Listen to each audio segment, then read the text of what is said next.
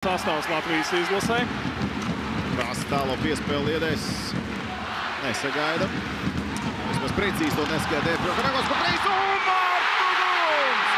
Kaspars Daugaviņš! Latvija otro reizi šajā spēlē izvirzās vadībā. Veiksmīgi izdevās ātri nomainīt sastāvu Latvijas izlasē, aiztaisīt ciet tālo borķi, kur arī tā piespēle tika pārtverta, arī pasīs tos priekš.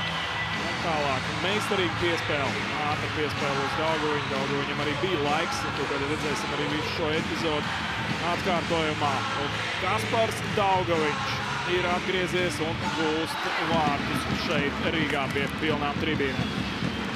Olimpiskajā kvalifikācijas turnīrā viņš vārtus neguva, bet te pārvaldes spēlē viņš ir precīzs.